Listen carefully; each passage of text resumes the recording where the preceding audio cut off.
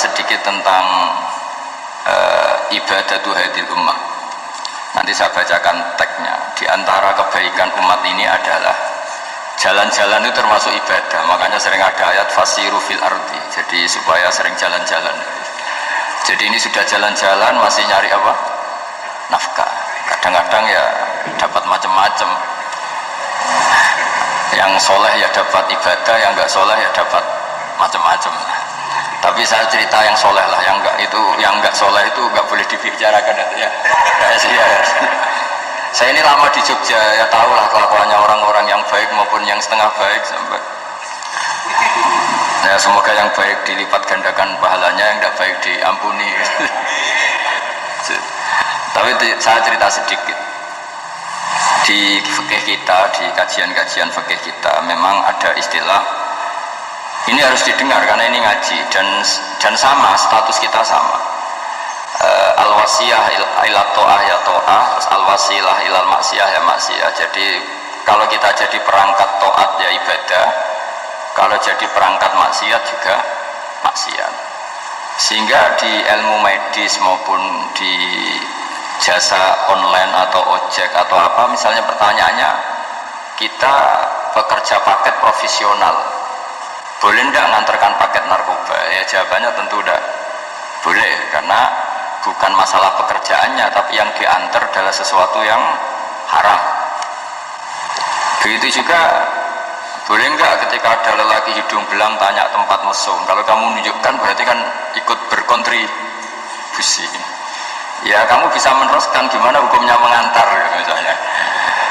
Nah kiai juga sama sebetulnya, kiai juga bisa dimanfaatkan orang yang macam-macam untuk kekuatan yang macam-macam. Jadi hukum ini sama, kamu tidak usah tersinggung misalnya.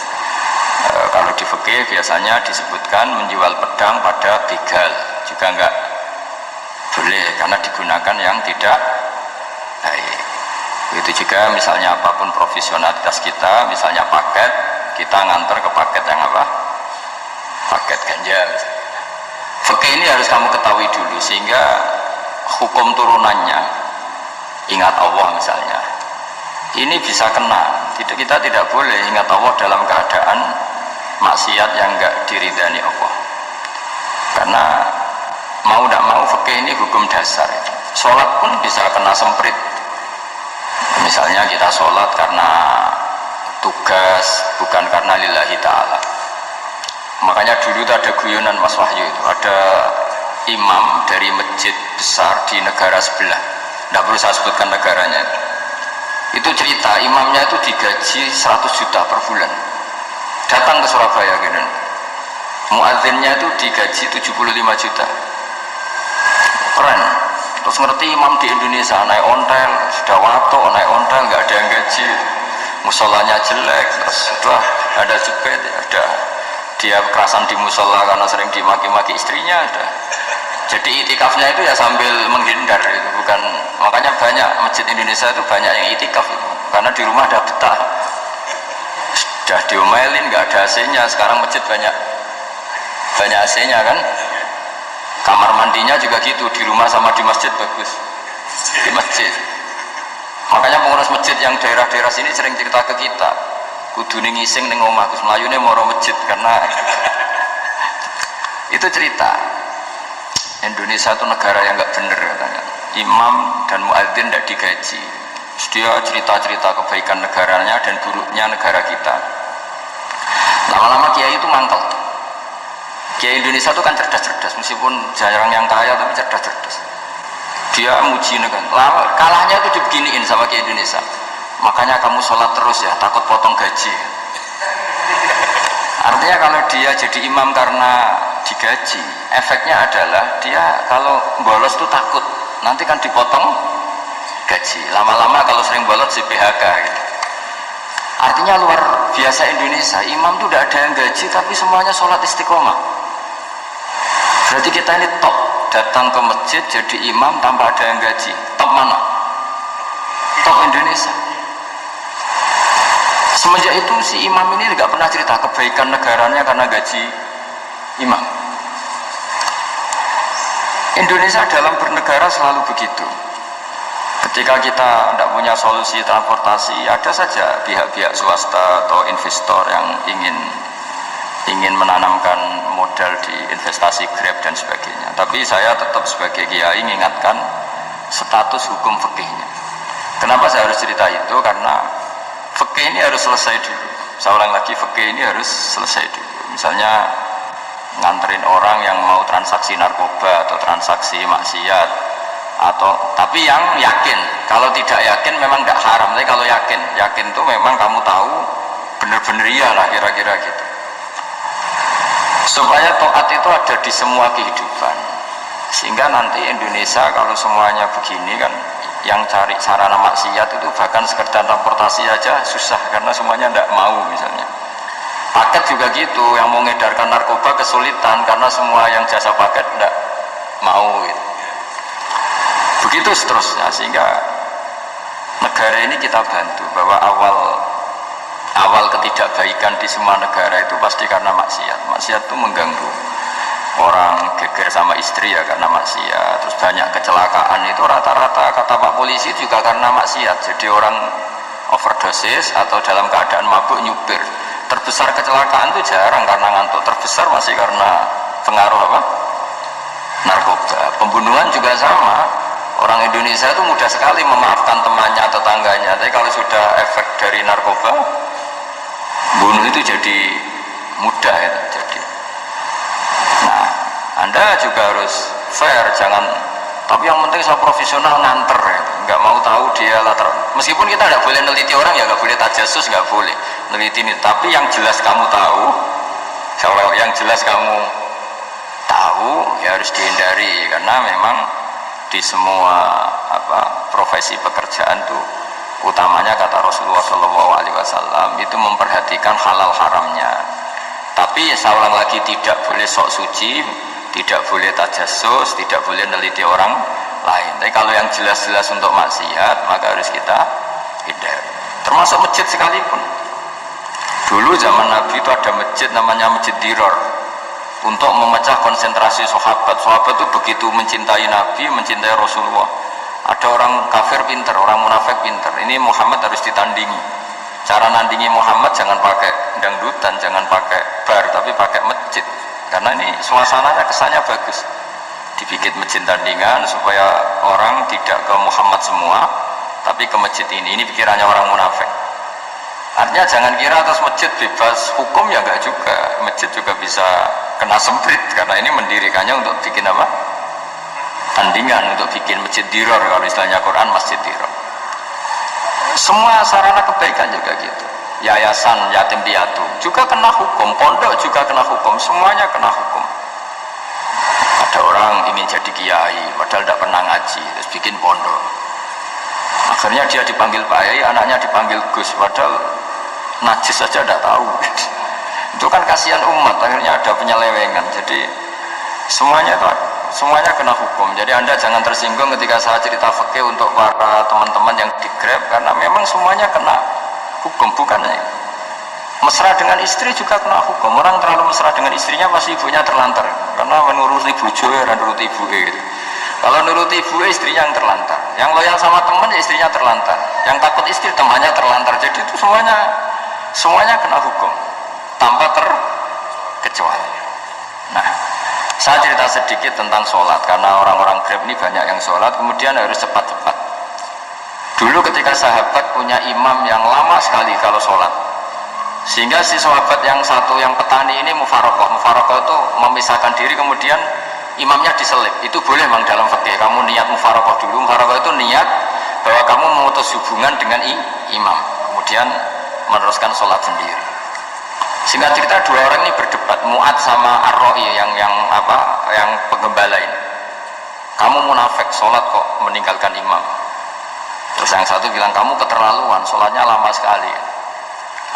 Singkat cerita, dua orang ini lapor ke Rasulullah SAW. Uniknya Nabi itu membenarkan yang petani tadi. Kamu Mu'ad jadi masalah. Agama ini tidak boleh jadi problem. Kalau kamu ngimami orang, jangan lama-lama. Di situ ada ibu-ibu yang ditunggui anaknya yang sedang menyusu, banyak petani yang nunggu macam-macam. kayak pegawai POM ya ditunggu shift temannya, pegawai Indomaret juga gitu, apalagi Grab mungkin ditunggu penumpangnya macam-macam. Sehingga kebaikannya teman-teman yang kerja serabutan begini juga bergantung kebaikan imam tadi. Kalau sholat itu tidak boleh lama-lama, apalagi wiridan, sholatnya aja nggak boleh lama-lama, apalagi wiridannya. Nah, kadang-kadang orang ngira kebaikan itu nggak ada sempritnya, ada juga. Sholat itu ya disemprit sama Nabi, kalau terlalu lama juga disalahkan, karena nanti agama ini menjadi apa? Problem, menjadi problematika. Nah, termasuk kebaikan kita ketika membolehkan ya, atau mentoleransi atau mendukung pekerjaan mulai Grab dan lain-lain adalah agama ini rahmatan lil alamin. Dulu ada seorang sahabat tanya, ya Rasulullah, boleh nggak kita ngegang di perapatan gitu?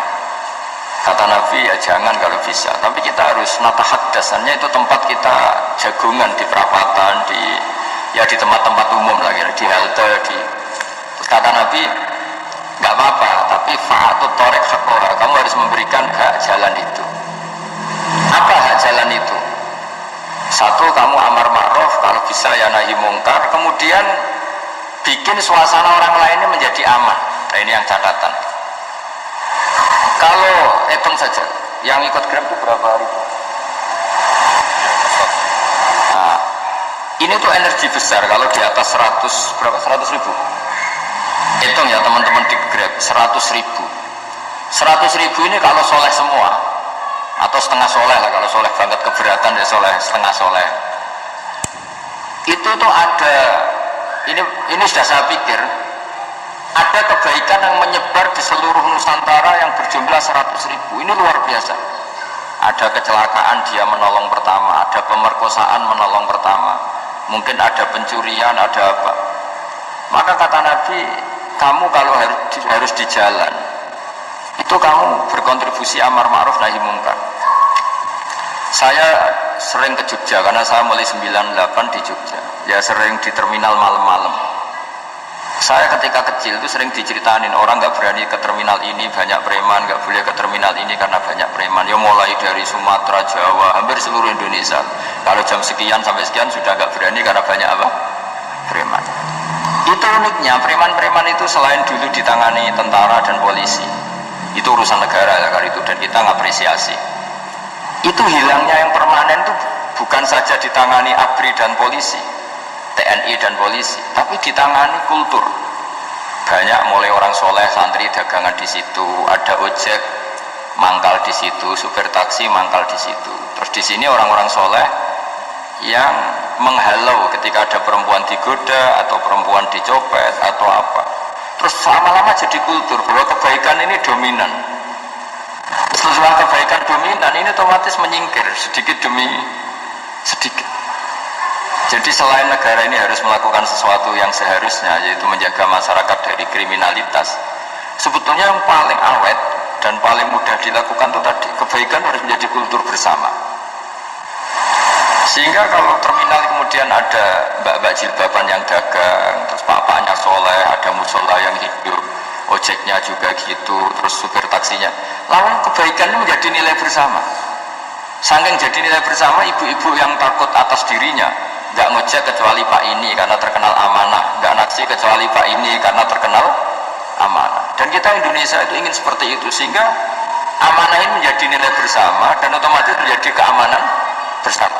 Corong Jawa itu tego nitipno anake karena dijamin aman, tego nitipkan istrinya juga karena dijamin aman. Nah, kalau kebaikan ini juga menjadi satu nilai jual dan kita bisa mengawal secara serius, itu alhamdulillah betul. Nah, dimulai dari mana? Satu, mental kita takwa. Kedua, sistem sosial, bahwa kita terkoneksi oleh indukan ya, juga terkoneksi oleh kepolisian. Maksudnya karena kita terdaftar, kalau ada anak hilang kan tinggal ini yang bawa wahyu misalnya. Nah, jadi saya mohon, semohon-mohonnya, kebaikan ini harus jadi nilai bersama. Setelah terminal itu banyak orang baik, otomatis yang ini tuh menyingkir gitu. Akhirnya apa? Nanti yang bos-bosnya toko itu ya hanya nitipkan sama orang soleh, yang mau nge-grab juga hanya titip sama yang soleh, begitu seterusnya, sehingga jadi siklus kebaikan yang bersama. Nah, ini yang dimaksud Quran wa'tamiru bainakum bima'ruf. Iktimar itu namanya urusan bersama. Ya, saya ulang lagi ya. Jadi orang Arab kalau bilang iktimar itu urusan bersama, sehingga bahasa Arabnya konferensi besar itu kalau di NU disebut apa? Muktamar. Muktamar itu menjadikan urusan publik dirembuk, itu namanya apa? Muktamar. Nah, di antara kebaikan yang diinginkan Islam itu wa'tamiru bainakum bima'ruf. Urusan kebaikan ini menjadi urusan apa? Bersama. Ya, saya contoh itu kecil saya itu mesti dikandani sama orang-orang tua, jangan di terminal ini sampai jam ini, jangan di perapatan ini ketika sudah jam begini. Tapi barokahnya orang soleh bertebaran di mana-mana itu. Yang tukang grab ya di mana-mana, yang penjaga toko ya banyak yang soleh, yang ngojek, yang macam. Sehingga di terminal itu nyari tempat sholat ya gampang, cari tempat duduk ya gampang, nyari orang amanah ya gampang. Bahkan nama-nama yang nggak amanah ini nggak laku. Dan ini yang kita inginkan. Dan ketika nggak laku, akhirnya dia kalau ingin laku harus amanah, atau ingin laku harus tobat. Nah, agama ini urusan bersama, sehingga Allah mengistilahkan wa'tamiru bainakum bima'ruf. Jadikan kebaikan ini urusan bersama. Sehingga karena ini urusan bersama, ketika kita jadi kiai juga harus, kalau misalnya tadi ada Gojek kok makmum, atau Grab kok makmum, atau super bis kok makmum, kiainya harus cepat sholatnya. Jangan baca surat Baqarah, nanti domel-domelin penumpangnya. Begitu juga ibu-ibu menyempatkan jamaah, waktunya tidak lama, di rumah sudah ditunggu anaknya masih menyusu. Makanya Nabi ngendikan idza amma ahadukum as-sholata falyukhaffif. Kalau kamu jadi imam, sholatnya harus relatif cepat. Fa inna fihim ad-dhaif badal hajat. Di antara makmum itu yang banyak punya urusan. Selain ada yang lemah, ada yang punya banyak urusan. Nah, terus ketiga, masalah kekayaan hati. Kekayaan hati ini penting sekali karena rata-rata teman di Grab itu kan miskin lah. Tapi jangan miskin sampai miskin hati gitu. Bahwa kamu nyari nafkah itu sudah ibadah, berkelana di bumi Allah juga ibadah, menyaksikan macam-macamnya orang itu juga ibadah. Bahkan menambah khazanah ilmu. Di antara warisan ilmu yang kita dapatkan dari Rasulullah SAW, misalnya kamu jalan-jalan, punya kaki dua, punya tangan dua. Gara-gara jalan-jalan sering ngerti orang yang buntung. Alhamdulillah meskipun saya hanya Grab, masih punya kaki terus ketemu orang buta ya gitu.